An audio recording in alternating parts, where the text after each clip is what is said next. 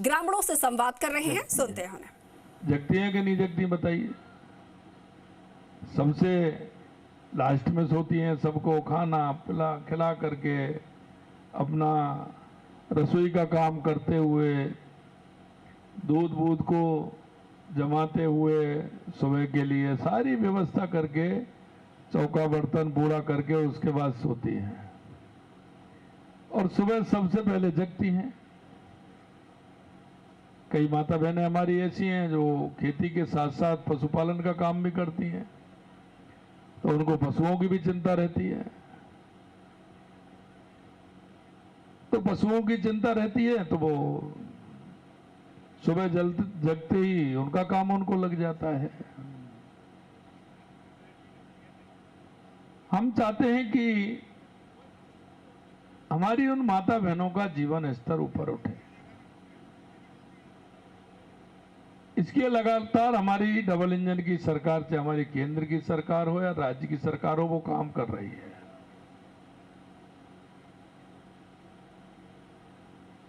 और वो काम आप सभी जानती हैं, सभी देखते हैं। अभी मैं इसको सामूहिक रूप से ही ले रहा हूं, नहीं ये अलग अलग सत्र होते हैं। महिलाओं का अलग होता है, किसानों का अलग होता है, युवाओं का अलग होता है, क्योंकि इतने में आप सभी के विचार आना, सबके लिए सुनना,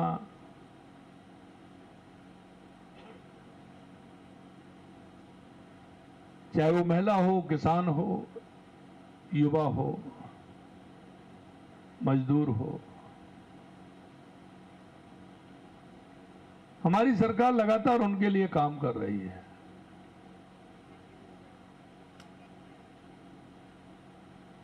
आपने देखा है कि हमारे देश के यशस्वी प्रधानमंत्री नरेंद्र मोदी जी के नेतृत्व में महिला उत्थान के काम किए जा रहे हैं, जो 70 साल में किसी ने नहीं किए, जो माननीय प्रधानमंत्री जी ने किए। ये गांव है, अभी तो धीरे धीरे पुष्कर के नजदीक है, तो ये इसकी छवि एक कस्बे की सी और शहर की कंडेल की बनती जा रही है ना। पुरानी माता बहनें हैं, वो तो कहती होंगी हम तो गांव में ही आए थे, लेकिन धीरे धीरे पुष्कर के नजदीक है, कस्बे के रूप में परिवर्तित हो रहा है, तो विकास आ रहा है। लेकिन आपने देखा होगा कि आज से 10-11 साल पहले, और जिनको ज्यादा दिक्कत होती थी वो उनके जिनके बीच गांव में मकान होते थे, क्योंकि वो शौच के लिए निवृत्त होने के लिए जाती थी तो अंधेरे का इंतजार करती थी और सुबह उजाला होने से पहले जाती थी। तो इस पीड़ा को किसी ने ध्यान दिया क्या? अगर इस पीड़ा को ध्यान दिया तो देश के यशस्वी प्रधानमंत्री नरेंद्र मोदी जी ने दिया और घर घर शौचालय बनवाने का काम किया। ये 2-3 बातें जो मैं आपको इसलिए ध्यान दिलाऊंगा क्योंकि उनके मन में हमेशा जो मैंने 4 जातियां बताई हैं उनके मन में रहती है, और हमारी सरकार भी उन्हीं को लेकर के लगातार काम कर रही है। दूसरा विषय था, पहले गांव में जाते थे तो पहले तो लकड़ी इकट्ठी करके लाते थे। जंगल में जिसकी फसल होती थी, जिसकी लकड़ी चूल्हा जलाने के लिए काम में आती थी, माता बहनें उसके लिए जाती थी, जंगल में काट के लाती थी। वो अरहर हो सकती है, सरसों की लकड़ी हो सकती है, अन्य कई हो सकते हैं। कोई पेड़ों को छांट करके उसकी लकड़ी काटते थे। नहीं होते थे तो घर में पशु होते तो कंडे से काम चलाते थे, उससे खाना बनता था। खाना कई परिवारों में आज भी बनता है, वो दिक्कत नहीं है, लेकिन ये है कि बारिश के समय में उससे और परेशानी होती थी, ईंधन गीला हो जाता था। फूंक देते देते आंखों में भी धुआं जाता था और फेफड़ों में भी धुआं जाता था। लेकिन इसका किसी ने ध्यान नहीं दिया। ध्यान दिया तो हमारे प्रधानमंत्री जी ने दिया, और घर घर में उज्ज्वला का कनेक्शन दे करके, गैस की टंकी दे करके हमारी माता बहनों का सम्मान करने का काम किया तो माननीय प्रधानमंत्री जी ने किया। तीसरा अगर हम बात करें, क्योंकि ये माता बहनों से जुड़ी हुई बात है, तीसरी अगर हम बात करें तो आपने देखा कि गांव के बाहर कुआं बावड़ी गांव के बाहर होता था। कोई 1 किलोमीटर होता था, कोई 1.5 किलोमीटर, कोई 2 किलोमीटर, किसी के नजदीक भी हो जाता था। लेकिन माता बहनें वहां से कुएं से खींच करके पानी लेकर आती थी और वो सर पर एक एक नहीं 2-2, 3-3 मटके लेकर के आती थी। आती थी कि नहीं आती थी? हैं? कुएं से पानी लेकर के आती थी, 2-2, 3-3 मटके सिर पर रख के लेकर के आती थी। लेकिन माननीय प्रधानमंत्री जी ने कहा कि नहीं, हर घर नल से जल पहुंचे जिससे हमारी माता बहनों की परेशानी समाप्त हो। ये उन्होंने किया। गरीब आदमी के खाते कहां होते थे बैंक में? अरे आप माता बहनों के कहां, आदमी के भी नहीं होते थे। कोई पैसे वाले होते थे, उनके होते थे। तो जनधन के खाते खुलवा करके माता बहनों को बैंक तक पहुंचाया। अब कोई भी पैसा आता है उनके सीधा खाते में आता है, कोई कटमनी भी नहीं लगा सकता। इसलिए भ्रष्टाचार को भी रोकने का काम और माता बहनों के खाते खुलाने का काम माननीय प्रधानमंत्री जी ने किया है। ऐसी बहुत सारी योजना है। हमारी केंद्र सरकार की और राज्य सरकार की ये योजनाएं हमारी माता बहनों के जीवन में कैसे बदलाव आए, हम उसके लिए काम कर रहे हैं।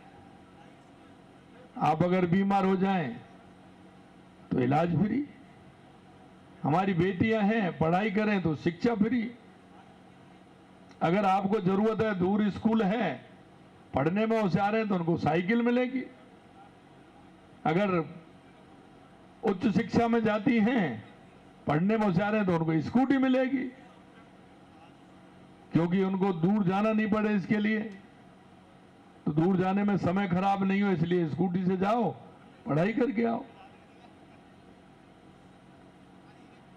आपने देखा है कि हमारी जो गर्भवती बहनें हैं, क्योंकि गरीबी बड़ी बूढ़ी होती है, अगर उनको किसी तरह से कोई परेशानी हो तो मां बाबूचर योजना के माध्यम से उनके सोनोग्राफी से लेके और उनके टीके से लेके उनके इलाज से लेकर के वो फ्री करने का काम हमने किया है।